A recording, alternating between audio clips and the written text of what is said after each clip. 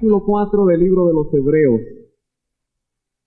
Vamos a leer ahí el versículo 9 del capítulo 4 del libro de Hebreos. Y con la ayuda del Señor vamos a compartir su palabra. Abra usted su corazón, hermano, en una actitud delante de Dios para que Él le bendiga. Yo sé que usted ha venido a que el Señor le bendiga y Él le quiere bendecir. Dice el verso que vamos a leer: queda, por tanto, un reposo sagrado para el pueblo de Dios. Queda, por tanto, un reposo sagrado para el pueblo de Dios. Siéntese, mi hermano. ¿Cuántos anhelan reposar en Dios? Yo creo que desde el momento en el que nosotros llegamos al Señor, encontramos el reposo. Porque como decía la profecía y nos hacía recordar algo que el Señor Jesús en uno de los evangelios, estando aquí en la tierra hace casi 2000 años, trajo una tremenda esperanza. Al decir él, dice Juan, al terminar la fiesta, dice que el Señor se puso en pie. Usted sabe que cuando la Biblia dice, o cuando menciona que el Señor Jesús se ponía en pie, era porque iba a decir algo muy importante. Y dice que poniéndose en pie, el Señor dijo: venid a mí, todos los que estáis trabajados y cargados, que yo os haré descansar. Y me pongo a pensar, hermano, que desde que Adán pecó, desde que Adán y Eva pecaron, inmediatamente después del pecado, el alma de Adán empezó de una manera, yo diría, hermano, obsesiva, si usted quiere, a buscar el reposo. Porque Adán, cuando fue creado, hermano, fue creado en un ambiente especial, en un ambiente, yo diría, ideal. Y la comunión misma que tenía con Dios, hermano, yo no sé cuánto tiempo él estuvo en comunión con Dios, pero esa comunión que tuvo con Dios le permitió reposar en Él. Y sin duda que el reposo en toda su magnitud, el reposo de Dios, fue una experiencia diaria en Adán antes de pecar.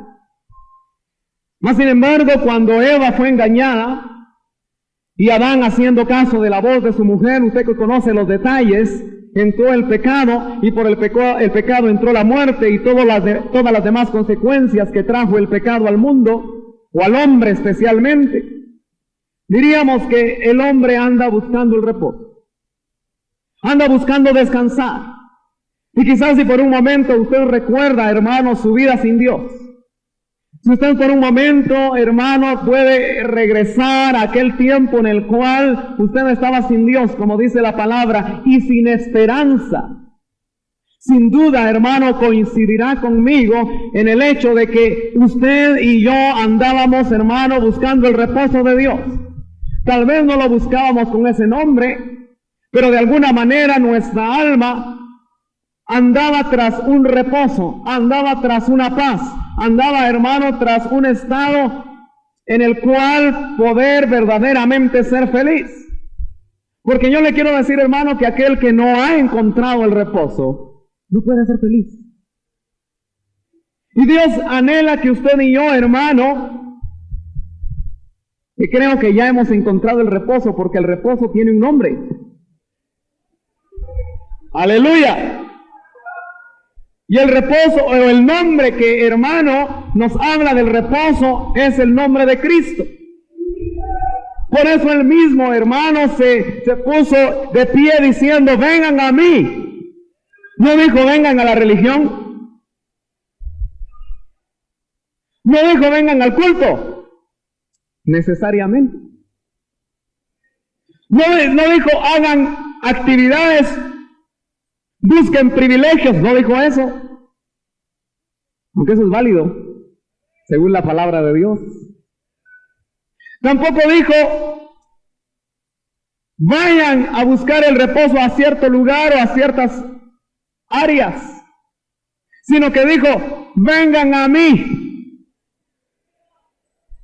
Pero note que para llegar a Él se necesitaba estar cansado. Se necesitaba estar fatigado, agobiado, buscando, hermano, diferentes caminos a través de los cuales poder encontrar satisfacción personal. Y él sabía, hermano, hace 2000 años, cuando se puso frente a esa multitud, porque era una multitud grande la que había en ese lugar, porque era una fiesta. Y les dijo a todos: vengan a mí los que están trabajados y cargados.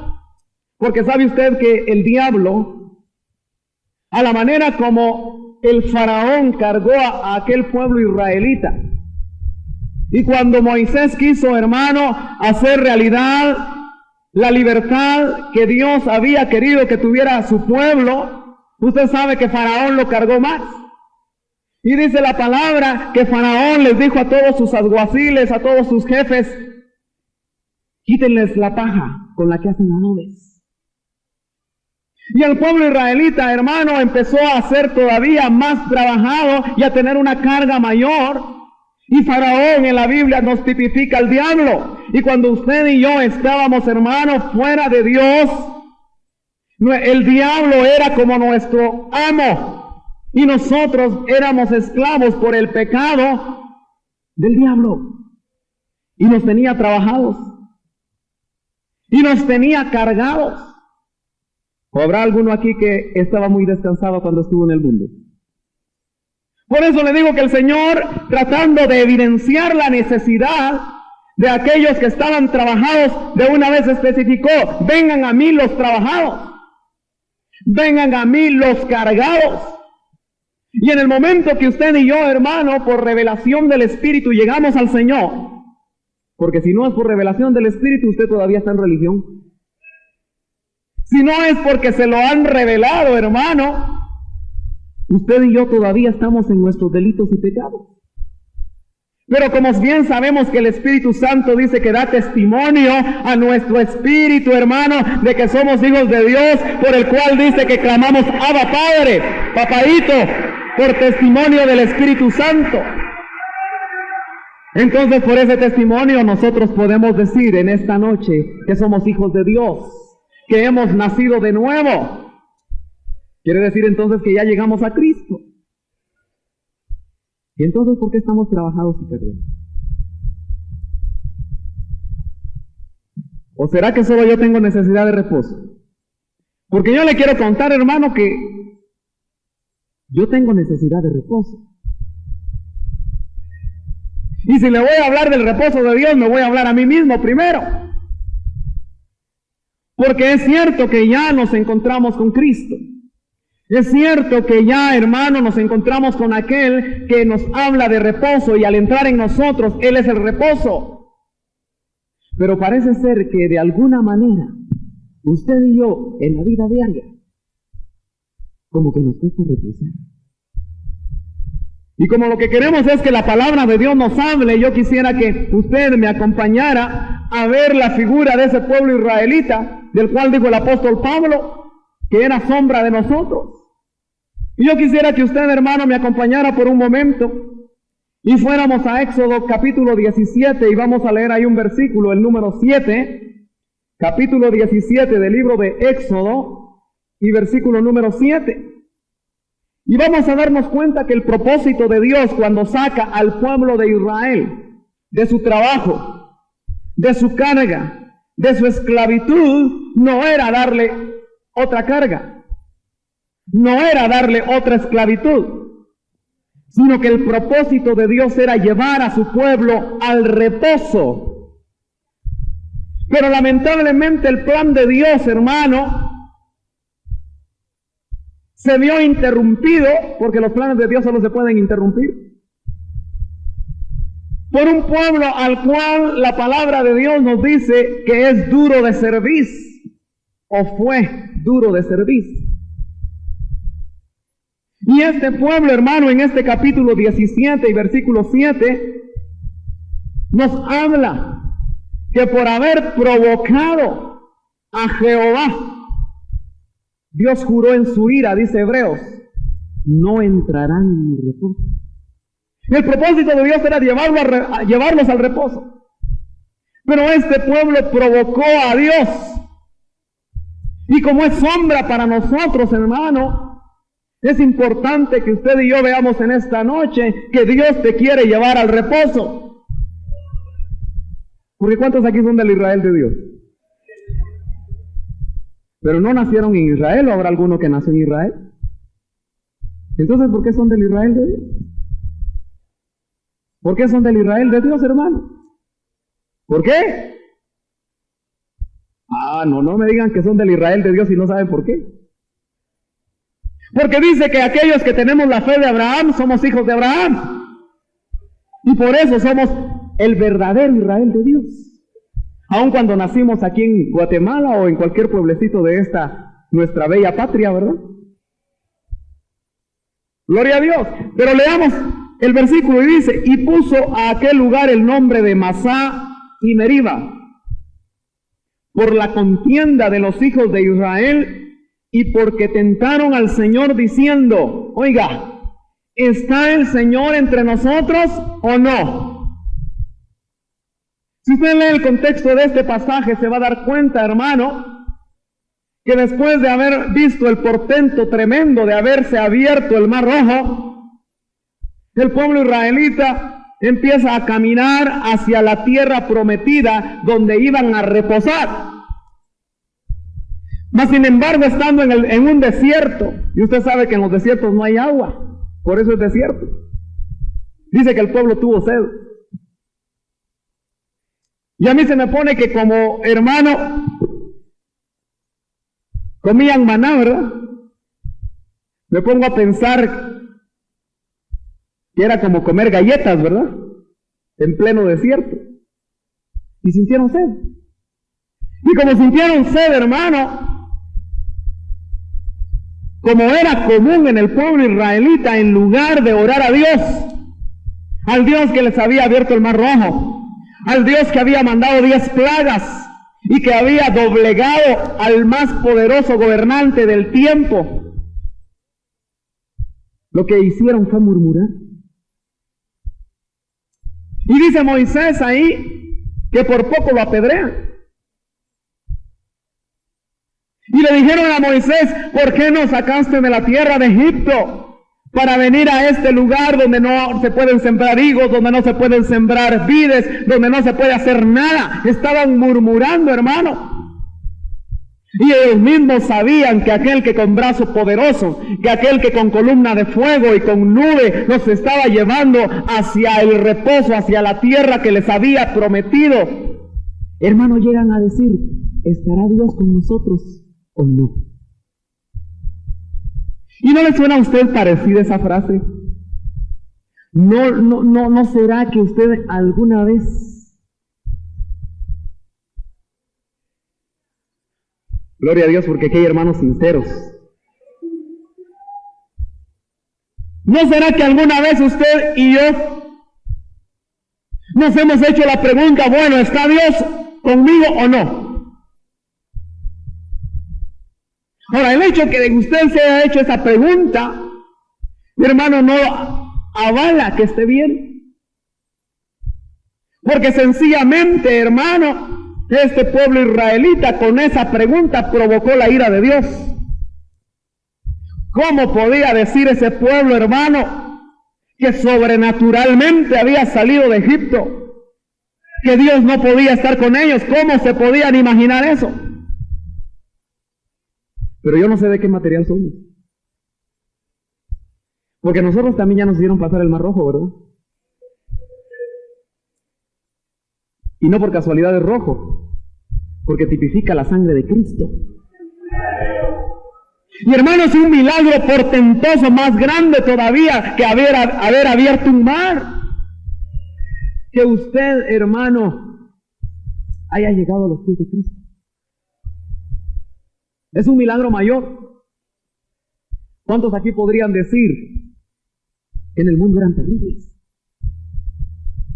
¿Cuántos aquí podrían decir que jamás pensaron estar sentados un viernes por la noche oyendo un mensaje religioso? ¡Aleluya! ¡Gloria a Dios! Pero más sin embargo, Dios abrió nuestro mar rojo y nos hizo partícipes de la sangre de Cristo. Pero no solo eso, hermanos, sino que nuestra propia vida, si cada uno pudiéramos dar testimonio de lo que Dios a través de todos estos años que estamos en Él ha hecho en nosotros y en nuestras familias, hermanos, sería tremendo. Pero a pesar de eso, todavía hay momentos en los cuales podemos provocar la ira de Dios, preguntándonos si puede estar Él o no con nosotros. Y hermano, ¿por qué fue tan tremendo el hecho de que Dios se enardeciera? ¿Por qué, hermano, tuvo que decir ya aquel escritor, traduciendo lo que el Antiguo Testamento dejó plasmado ya el escritor de Hebreos, decir que en su ira por esa provocación, Dios juró? Note qué tremendo. Dios juró, no entrarán en mi reposo. Ahora note usted que está hablando de un pueblo que Él rescató de Egipto. Está hablando, hermano, no de gente que no sea parte de Él, sino que usted puede ver que ese pueblo fue rescatado, fue redimido, porque redimir quiere decir comprar a alguien que perteneció a otro, y Dios, hermano, rescató a ese pueblo israelita. Pero a usted y a mí también nos rescató. Y si este pueblo es sombra nuestra, tenemos que pensar, hermano, que usted y yo, si provocamos la ira de Dios, podemos descuidarnos de tal manera que no podamos disfrutar el reposo de Dios. Y lo tremendo, hermano, ya caminando otra vez en Hebreos 4, póngale ahí una hojita o algo, porque vamos a ver varias cosas aquí en el capítulo 4 y en el capítulo 3. Nos vamos a dar cuenta, hermano, que la incredulidad que tuvo el pueblo israelita fue el detonante que hizo que Dios jurara que no entrarían en su reposo, sino como dice el capítulo 3 al final, dice, y a quienes juró que no entrarían en su reposo, leo el versículo 18 del capítulo 3, sino a los que fueron desobedientes. Vemos pues que no pudieron entrar a causa de su incredulidad. En una ocasión, nuestro hermano apóstol, enseñándonos acá, dijo una frase bien tremenda. Dijo, la fe se mide por el reposo.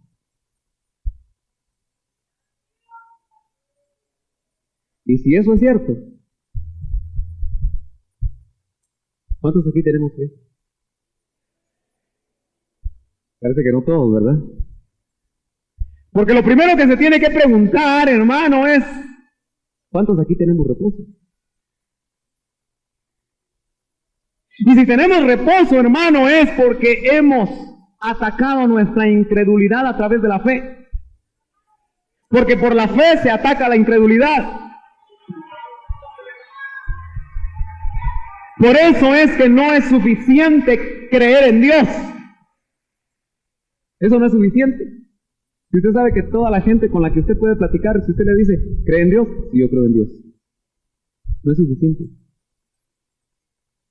Será suficiente, hermano, para poder salvarse, siempre y cuando no sea una fe intelectual, siempre y cuando no sea un conocimiento más.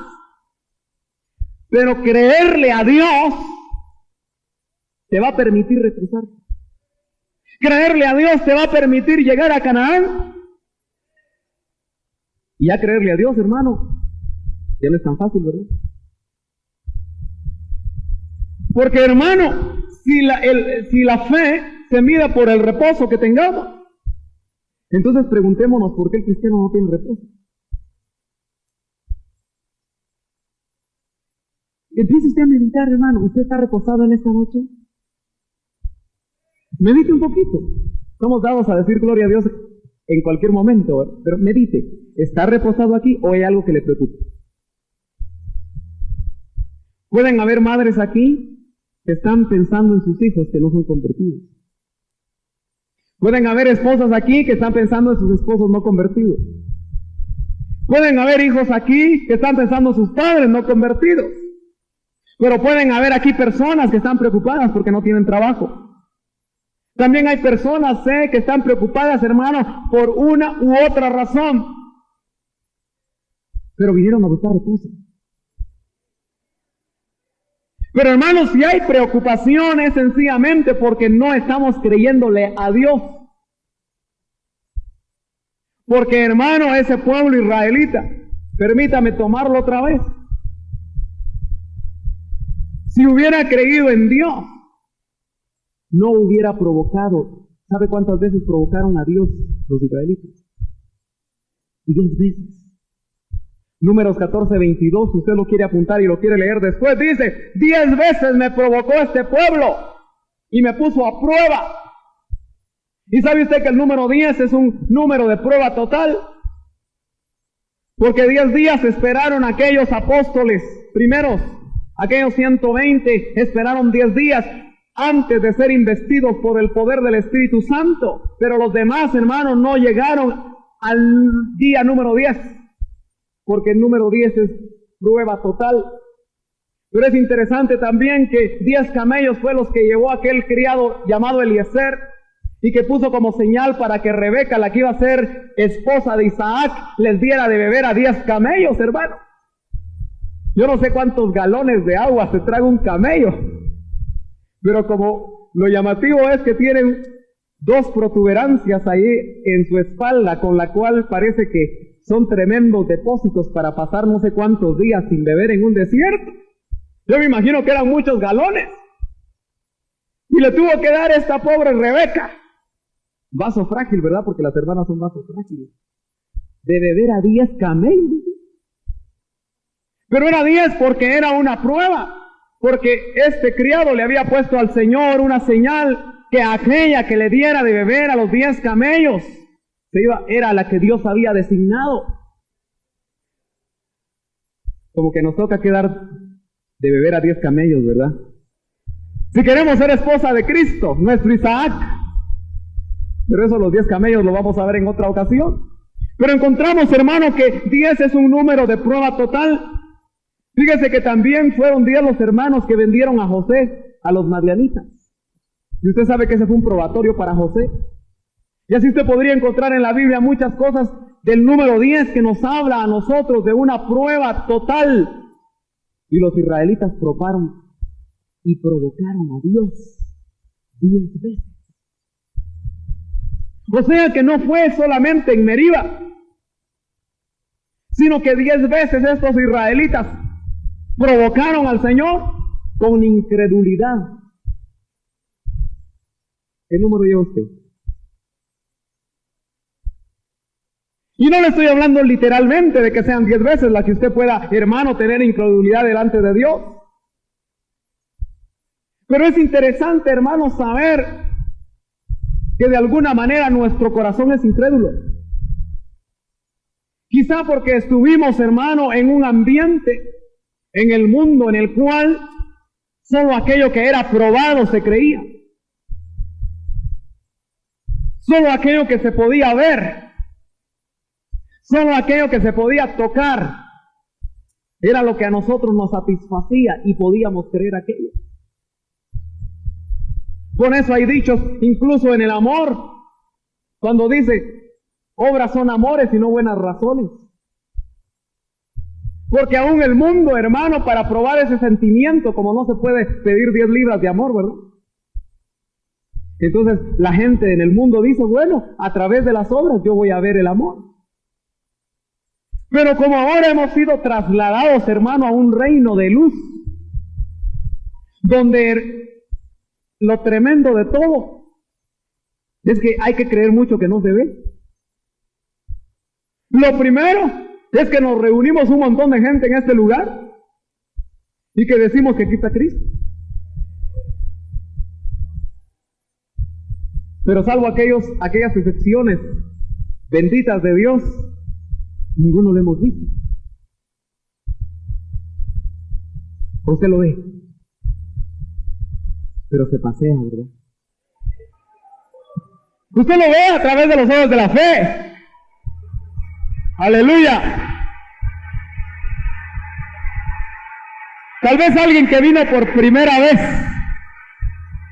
o tal vez alguien que nos está escuchando en la radio dirá, todavía me dará tiempo de ir a Elim, quiero ir a ver a Cristo, porque dicen que se está paseando en los pasillos. Y si el tal viniera, hermano, tal vez se iría frustrado. Yo creo que no, porque el Espíritu Santo lo agarraría, ¿verdad? Aleluya. Y a través de los ojos de la fe vería que Él está aquí. Aleluya. Pero así, hermano, nosotros podríamos sacar una gran lista de cosas que tenemos que creer y no las vemos. Pero como que nuestro corazón es duro de servir también.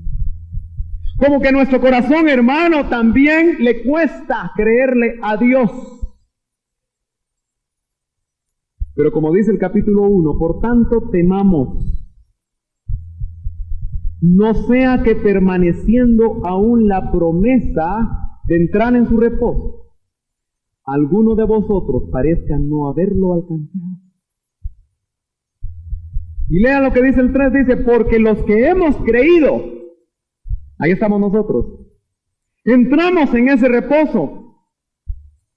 O sea que, hermano, aquel que ha tenido, como ya dije, la revelación del Señor, ya entró en el reposo. El problema es cómo permanecer en el reposo. Ese es el problema. ¿Viene usted enfermo? Es posible que no tenga reposo porque está enfermo. Pero si usted, hermano, permite que la fe que tiene ya en usted fructifique, usted va a confiar en aquel que tiene poder para sanar. Y aunque no la sane hoy o no lo sane hoy, usted va a descansar en Él y entonces va a experimentar el reposo de Dios. ¿Por qué? Porque tiene fe. Aleluya. Gloria a Dios.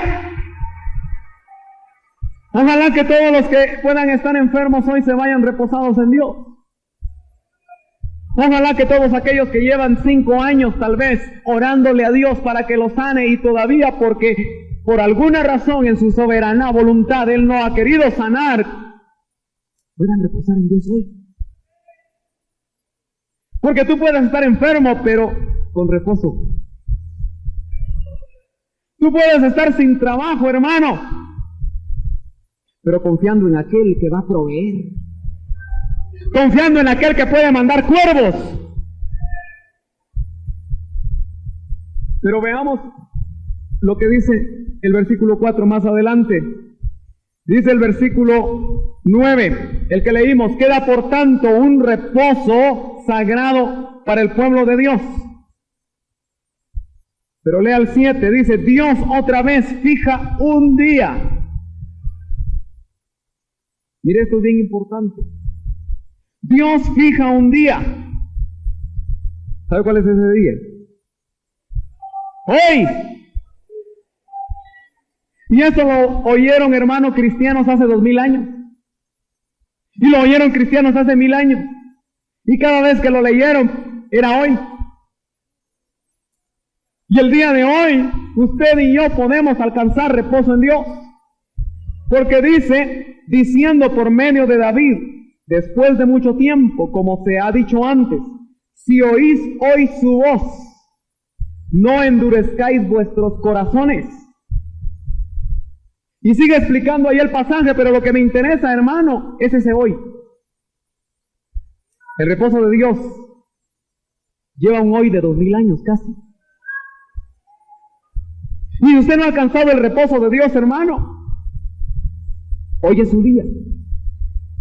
Pero si no lo alcanza hoy, quiera Dios que mañana también sea hoy para usted. Y los días que todavía nos toquen que vivir antes de que el Señor aparezca, hermano, podamos vivir reposados en Dios. En una ocasión leí en la casa de nuestro amado hermano pastor de la Iglesia de Cristo en Mazate, vi un cuadro.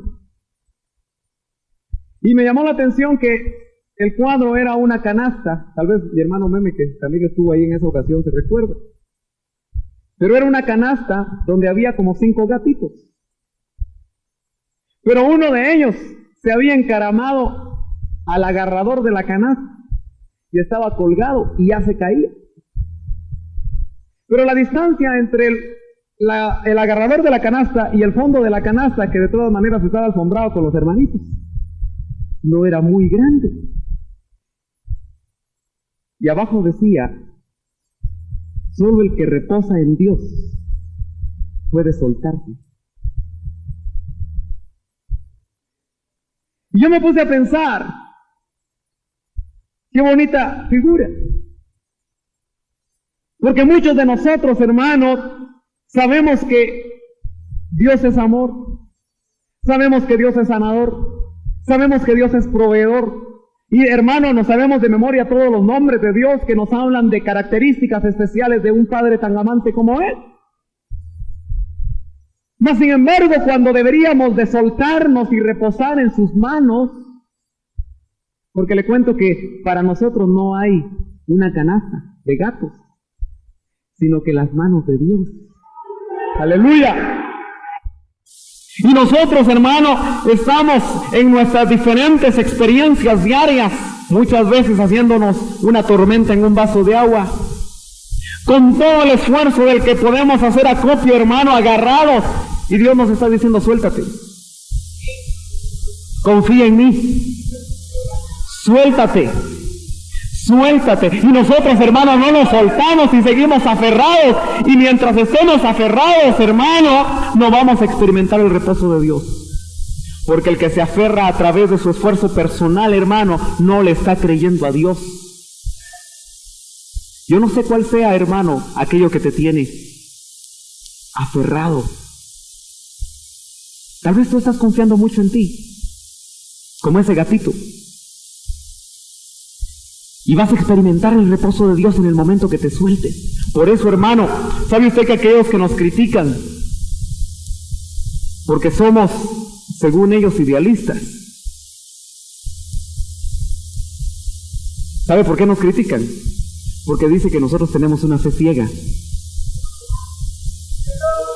Dice que nosotros somos como aquellos que andan caminando y van directo a un precipicio y de todas maneras siguen caminando con los ojos cerrados. Y déjeme decirle que eso es cierto. Porque como nosotros, hermanos, estamos pareciéndonos más a Dios. Y dice que Dios llama a las cosas que no son como que si ya fueran, a través de la fe. Aleluya. Y es cierto, muchas veces, hermano, gloria a Dios, muchas veces nosotros, hermano, estamos frente a una enfermedad terminal tal vez, y pareciera como que seguimos adelante y seguimos adelante, y la gente no entiende por qué aquel que todavía no ve la mano de Dios para sanarlo todavía sigue caminando, pareciera que va derecho a un precipicio. Pero, hermano, a nosotros nos tienden puentes. Y así como por la fe pudo caminar Pedro sobre el mar, nosotros también, hermano, podemos caminar pasando por encima de las leyes naturales. Porque la vida del cristiano, hermano, es una vida sobrenatural. La vida del cristiano es una vida que no depende de sí mismo, no depende de lo natural. Y en la medida que usted y yo, hermano, dependamos más de lo sobrenatural y menos de lo natural, en esa medida vamos a reposar en Dios. ¿Qué tan grande es tu problema que te ha quitado el reposo? No es lo suficientemente grande para minimizar a Dios.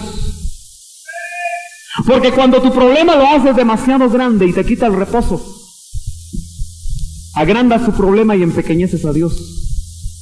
Pero cuando tú deseas, hermano, con todo tu corazón creerle a Dios, tu Dios cada vez es más grande. La revelación de tu Dios cada vez es más grande. y tu problema cada vez es más pequeño. Y entonces reposas en Dios. ¿Cuántas cosas atraviesan la mente del cristiano hoy en día? ¿Cuántos problemas atraviesan por tu mente, hermano, y la mía? Mas, sin embargo, si aprendiéramos nosotros a llevar todas esas cosas a los pies de la cruz, si aprendiéramos nosotros a llevar todo eso, hermano, y como Él dijo, tráiganme sus cargas.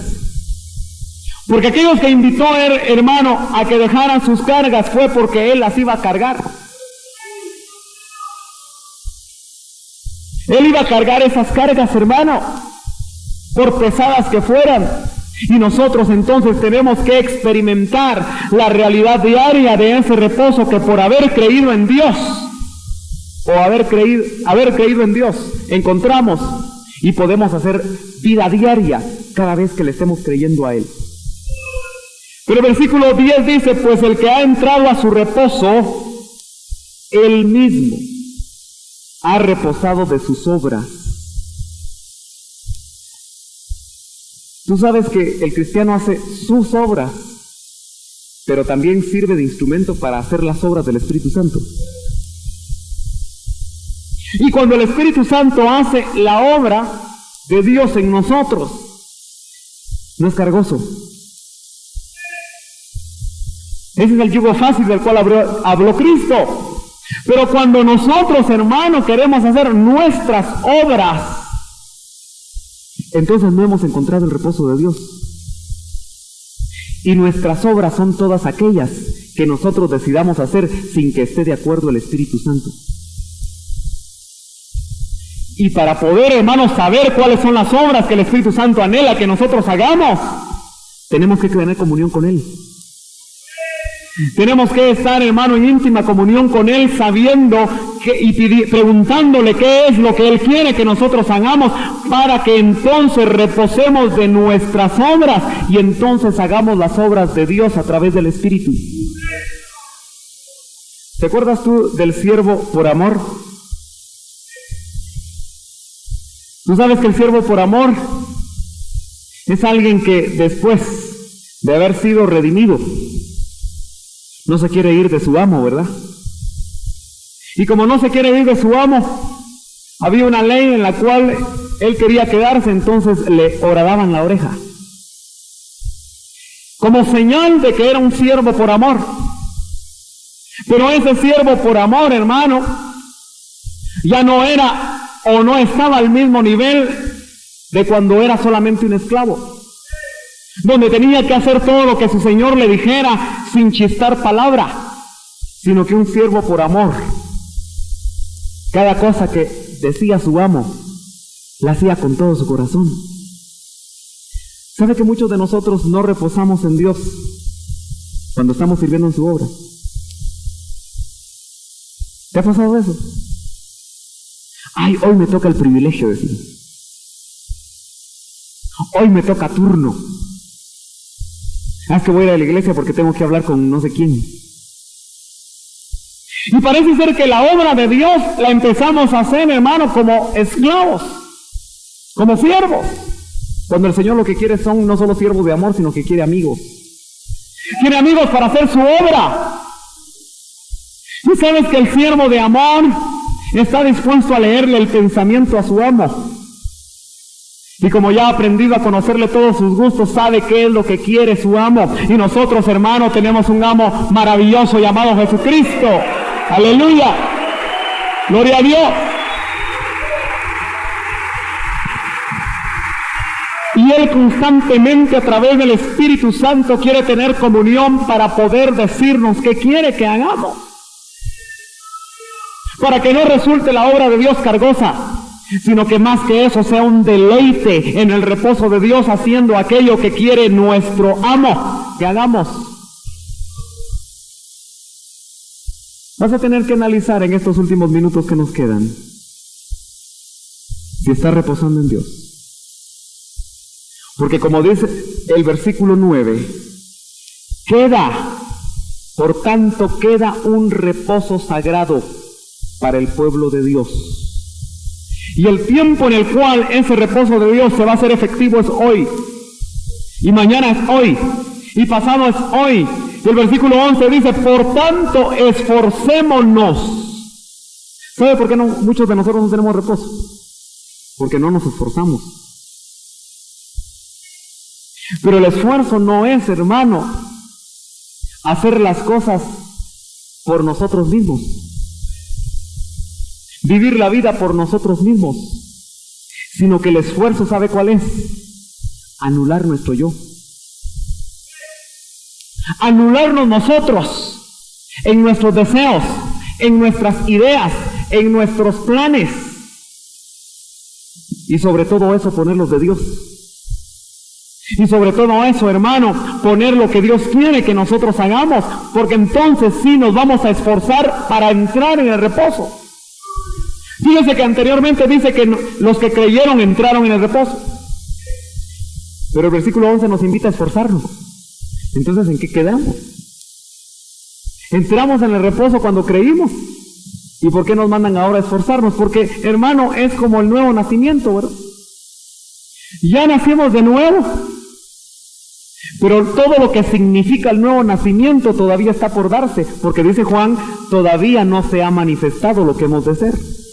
De la misma manera, usted y yo cuando llegamos a Cristo, y Él entró a nuestro interior, a nuestra vida, el reposo entró a nosotros. Pero hacer efectivo ese reposo cada día requiere esfuerzo. Y es un esfuerzo, yo diría, muy llamativo. Porque el esfuerzo que requiere es que usted diga, yo no, pero tú sí. Yo no, mis ideas no, pero las tuyas sí. Mis planes, hermano, ¿cuántos de nosotros tenemos planes? Queremos servir al Señor a tiempo completo, ¿verdad? Muchos anhelamos eso, ¿verdad? Pero ponemos nuestros planes y no esperamos los tiempos de Dios y estamos afanados en nuestros propios planes. Muchas veces queremos poner un negocio y nos afanamos por ese negocio porque ponemos nuestros planes. Y todas las actividades, hermano, que el cristiano realice, las debe de realizar en el reposo de Dios. Cada vez, hermano, tenemos que aprender que hay que soltarse.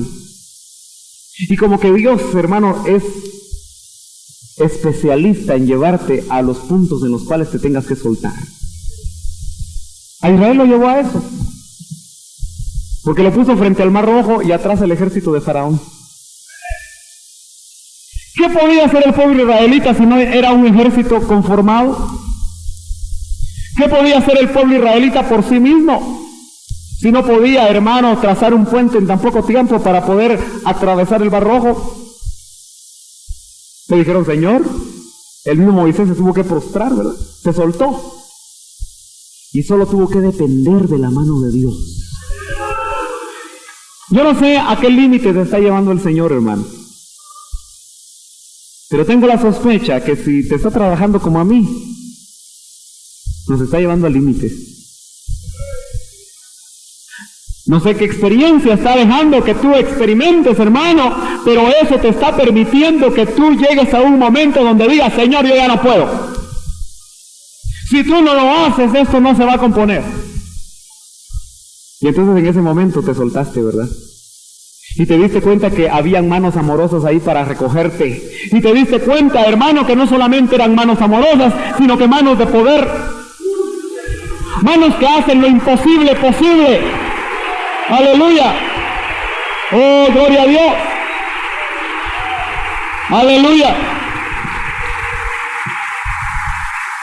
El capítulo 3 y versículo 1, yo voy terminando, dice algo bien tremendo que yo quiero compartir antes de cerrar esto.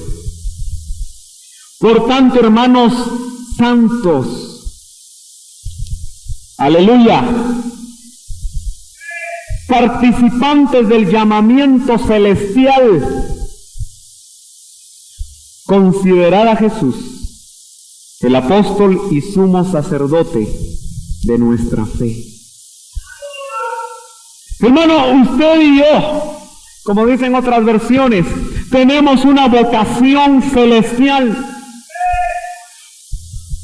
Y si hay pasajes donde nos hablan que nosotros vamos a volver de donde venimos, eso quiere decir que de alguna manera a donde vamos a llegar, en la preexistencia ya estuvimos y ahí nos pusieron una vocación celestial. Hermanos, nosotros tenemos que recuperar el reposo que antes tuvimos. Nosotros tenemos, hermano, que recuperar la fe en Dios que alguna vez tuvimos. Nosotros tenemos que experimentar en esta tierra. ¿Sabe que este transitar por la tierra es como el transitar del pueblo de Israel en el desierto? Entonces usted y yo, hermano, estamos, por así decirlo, en este desierto llamado tierra. Pero, hermano, aquí usted y yo podemos experimentar el reposo de Dios. Porque ese pueblo, hermano, aun cuando su reposo final era Canaán, podía experimentar en esas 10 jornadas, u 11 jornadas, no sé cuántas, no recuerdo, para llegar a Canaán podía experimentar el reposo de Dios. Podía experimentar, hermano, vivir por la fe y creerle a Dios. Eso quiere decir que usted y yo cada día podemos amanecer considerando a Jesús, que en todo su ministerio le creyó a Dios. Y era tan tremenda su fe que ni siquiera necesitaba orar para resucitar muertos. Y tenía que decir frente a la tumba de Lázaro: Señor, yo oro para que estos vean. Porque sabía quién era su Padre. Sabía, hermano, el poder de su Padre. Usted y yo necesitamos saber quién es nuestro Padre. Necesitamos saber, hermano, quiénes somos y qué llamamiento tenemos. Y es un llamamiento celestial, hermano. Y yo creo que aquellos que empecemos a experimentar el reposo de Dios día tras día, veremos cómo nuestras vidas van a ser transformadas. Porque cuánto tiempo estará quitando a nuestra mente la preocupación. ¿Cuánto tiempo estará quitando a nuestra mente que podría, hermanos, ser un tiempo especial donde alabáramos y glorificáramos a Dios en lenguas y no estarnos preocupando por las cosas de este mundo, sino antes bien estar sabidos, hermanos, de que somos peregrinos y que nuestra vocación es celestial, no es terrenal, hermano? El pueblo israelita, yo termino, ahora sí se lo prometo.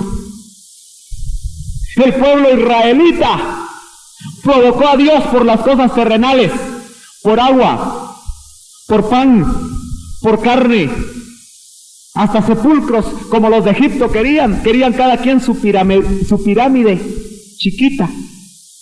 No sé cómo se dice pirámide en chiquito. Aleluya. Pero por cosas de esta tierra, porque prefirieron, hermano, tener una visión terrenal, y de hecho ellos iban a ser restaurados a la imagen del terrenal, pues sabían para dónde iban. Pero nosotros, hermanos, tenemos un llamamiento celestial. Por tanto, nada de lo que sea terrenal, hermano, te detenga y quite tu reposo, sino que antes bien pon tu mirada en la ciudadanía que tienes en el cielo, hermano, porque entonces tu vida va a reposar en Dios. Aleluya. Oh, gloria a Dios. Yo te voy a pedir que inclines tu rostro, hermano,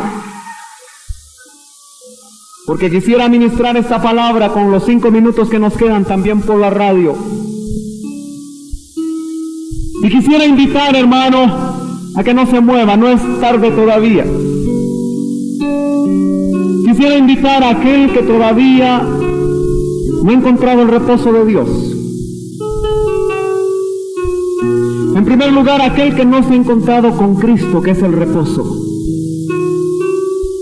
A que a través del Espíritu oiga las palabras. El Señor dijo: venid a mí. Y otra vez el Señor está con los brazos abiertos. Ya no sobre una cruz, porque ya murió y resucitó, sino que ahora está con los brazos abiertos, ya sin clavos, pero sí con las heridas. Y las heridas garantizan el reposo que te va a dar. Si aquí alguien no conoce al Señor y siente que el trabajo para su alma, el cansancio para su alma es insoportable, yo le invito, en el nombre de Jesús, a que se encamine al altar y encuentre aquí en Cristo su reposo. Pero quiero invitar también a la congregación. Todavía no es tarde, mi hermano. Tenga fe que el bus no se va a ir. Repose. Aleluya. Dios le va a permitir llegar rápido a su lugar, con paz. Pero yo voy a invitar a aquellos que no están experimentando reposo el día de hoy, en este momento, que pasa al frente. Si usted no tiene reposo, hermano, pase. Sea valiente. Tal vez lo va a criticar su vecino de silla, pero tal vez él también no tiene reposo, pero no se anima. Recuérdese que usted no viene ante el hombre, sino que usted viene delante de Dios. Y al levantarse de su silla puede, hermano, mostrarle a Dios su decisión de buscar por fin su reposo. Oh, Dios no hizo al pueblo israelita para que estuviera sin reposo. Y si este pueblo tenía un llamamiento terrenal, tú que tienes un llamamiento celestial, con mayor razón Dios ha querido que tú reposes. Vaya pasando, mi hermano. Decídase. Dios lo quiere bendecir. Medite por un momento qué es lo que a usted le está quitando el reposo. Un trabajo, una esposa, un hijo, una novia, yo no sé qué, pero Dios sabe que te está quitando el reposo. Tal vez tu servicio a Dios te quita el reposo, hermano, eso no está bien. Tal vez tu ministerio te ha quitado el reposo, eso no está bien. Quizá tu trabajo te quita el reposo. Quizá tus metas personales te desvelan y te quitan el reposo. Oh Señor, en esta hora, como dice tu palabra, que es espada de dos filos, que penetra hasta los pliegues del alma y del espíritu. Oh, penetra hoy con tu espada, Señor, a los corazones. Y discierne, Señor, en el alma y en el espíritu.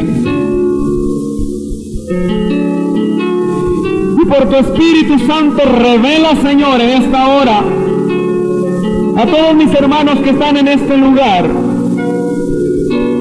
¿qué es lo que les ha quitado el reposo? Llévalo, Señor, en el nombre de Jesús, al momento, al lugar, a la experiencia que les quitó el reposo. Hoy muéstrales cómo sus esfuerzos personales no han sido suficientes para poder alcanzar el reposo. Y ministra, Señor, en el nombre de Jesús, fe para creer a tus promesas. Oh, porque la promesa de Dios para su pueblo es reposo. Créele a Dios porque te quiere dar reposo. Los que escuchan en la radio, si están trabajados y cargados, Dios les quiere dar reposo.